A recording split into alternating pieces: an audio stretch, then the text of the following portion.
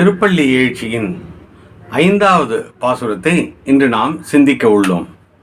பூதங்கள் தோறு நின்றாய் எனின் அல்லால் என்று தொடங்கும் இந்த பாசுரமானது மாணிக்கவாசகர் திருப்பெருந்துறையில் இருக்கக்கூடிய சிவபெருமானை துயில் எழுப்பும் வண்ணம் அமைந்திருக்கக்கூடிய திருப்பள்ளி எழுச்சியாகும்.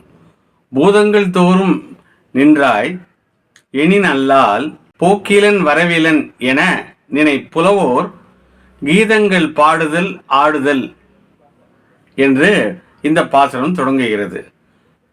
மாணிக்கவாசகர் திருப்பெருந்துறை தலத்தில் சிவபெருமானை பற்றி சிந்தித்து இந்த பாடலை இயற்றியுள்ளார்.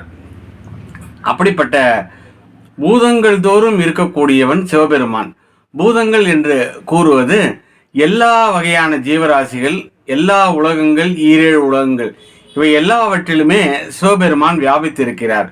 அப்படி எல்லா ஜீவராசிகளிலும் எல்லா உலகங்களிலும் இருக்கக்கூடிய சிவபெருமான் என்று ஒரு சாரார் கூறுகின்றனராம். அதற்கு அப்பாற்பட்டு போக்கிலன் வரவிலன் என்று ஒரு பிரயோகத்தை கூறுகிறார். போக்கிலன் வரவிலன் என்பது சாமானிய மனிதருக்குத்தான் பிறப்பு இறப்பு என்பவை இருக்குமாம்.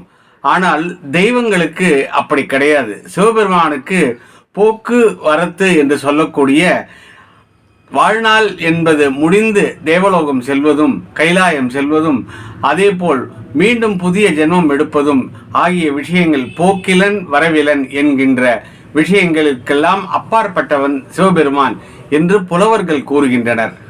இப்படி அல்லால் என்கின்ற பிரயோகத்தால் ஒருத்தரை பார்த்தா இப்படி சொல்றாங்க, இன்னொருத்தரை பார்த்தா இப்படி சொல்றாங்க என்பதை நல்ல தமிழில் மாணிக்கவாசகர் எடுத்து கூறுகிறார். அப்படிப்பட்ட போக்குவரத்து, இன்றைய போக்குவரத்து கழகம் என்கின்ற வார்த்தையை நாம் பார்க்கும்போது இதைத்தான் குறிப்பிடுகிறது. வாகனங்கள் போவதும் வருவதும் என்பதே அதை குறிப்பதாகும். அப்படி வாழ்க்கையை தத்துவார்த்தமாக போக்கிலன் வரவிலன் சிவபெருமான் என்று மாணிக்கவாசகர் அருமையான தமிழ் பதம் கொண்டு விளக்குகிறார். அப்படி இது போன்ற பிறப்பு இறப்பு எல்லாவற்றிற்கும் அப்பாற்பட்டவன் சிவபெருமான். அவனை புலவர்கள் என்ன சொல்கிறார்கள்? கீதங்கள் பாடுதல் என்று சொல்லி ஆடுதல் என்றும் குறிப்பிடுகிறார்.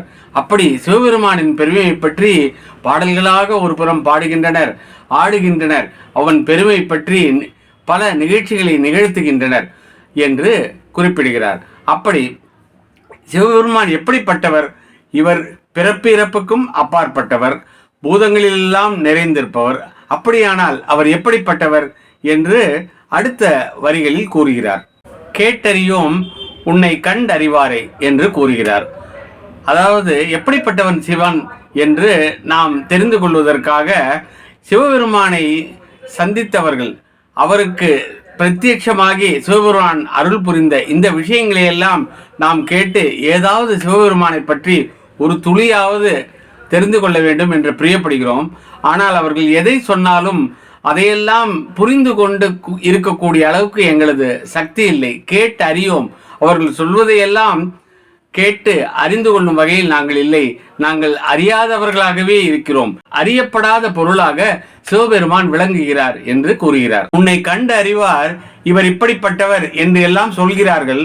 ஆனால் அதன் பொருள் எங்களுக்கு விளங்கவில்லை என்று சொல்லி சீதங்கொள் வயல்கள் சூழ் திருப்பெருந்துறையுரை சிவபெருமானே என்று மன்னா, திருப்பெருந்துறை மன்னா, சீதம் கொள் என்பது குளிர்ச்சியான அழகான சூழல் கொண்ட அந்த பசுமை படைத்த வயல்களின் சூழலில் திருப்பெருந்துறை தலத்தில் மன்னராக விளங்கக்கூடிய சிவபெருமானே என்று அந்த திருப்பெருந்துறையின் அழகை இந்த வரியில் கூறுகிறார். நீ சிந்தனைக்கும் அப்பாற்பட்டவன், சிந்தனைக்கும் அறியாய், சிந்தைக்கும் அறியாய் என்று கூறுகிறார். அப்படிப்பட்ட சீதளம் மிகுந்த குளிர்ச்சி மிகுந்த வயல்வெளிகளில் இருக்கக்கூடிய திருப்பெருந்துறை தலத்தில் எழுந்தருளில் இருக்கக்கூடிய நீ எங்களை போன்ற அடியார்களின் சிந்தனைக்கு அரியதாகவே தெரிகிறாய். அப்படிப்பட்ட எங்களை நீ ஆட்கொள்ள வேண்டும். இப்படி நாங்கள் எதுவும் அறியாதவர்களாக இருந்தாலும் உன்னால் தான் எங்களை ஆட்கொள்ள முடியும். என் கண்முன் வந்து ஏதங்கள் அறுத்தம்மை என்று விண்ணப்பத்தை வைக்கிறார். அப்படிப்பட்ட சிவபெருமானாகிய நீ அரியதாக இருக்கக்கூடியவன், எங்கள் கண்முன்னே தோன்றி ஏதங்களை அறுக்க வேண்டும். ஏதங்கள் என்றால் நாங்கள் எத்தனையோ பழி பாவங்களை செய்து வருகிறோம். இன்று நேற்று அல்ல, பல ஜென்ம ஜென்மாக்களாக செய்து வரும் பாவங்களை எல்லாம் நீ அறுத்து ஒழிக்க வேண்டும். ஏதங்கள் அறுத்தம்மை ஆட்கொள்வாய் என்று மாணிக்கவாசகர் எங்களது குற்றங்களை எல்லாம் பொறுத்து எங்களுக்கு நற்கதி காட்ட வேண்டும் என்று விண்ணப்பிக்கிறார். ஏதங்கள் அறுத்தெம்மை ஆண்டொருள் புரியும் எம்பெருமான் பள்ளி எழுந்துருளையாயே. அப்படிப்பட்ட எங்களையெல்லாம் ஆட்கொண்டு அருள் புரியும் சிவபெருமானாகிய திருப்பெருந்துறையில் இருக்கக்கூடிய அந்த ஆத்மநாத சுவாமியானவர் எங்களுக்கு அருள் புரிய வேண்டும். நீ இந்த தலத்தில் இப்பொழுது திருப்பள்ளி எழ வேண்டும் என்று மாணிக்கவாசகர் சிவபெருமானை கேட்டுக்கொள்கிறார். அரிதான பொருளாக இருக்கக்கூடிய சிவபெருமானை எளியார்களாக இருக்கக்கூடிய அடியார்கள் கூறும் வண்ணம் இந்த பாடலை மாணிக்கவாசகர் அமைத்துள்ளார். பூதங்கள்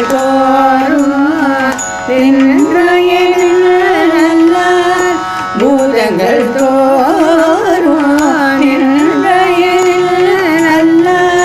போக்கிடல் வரவில என நினைப்புல கீதங்கள் பாடுதல் ஆடுதல் அல்ல கேட்டறியாமுனே கண்டறிவானது சீதங்கள் மயல் தீரே பெருந்துரை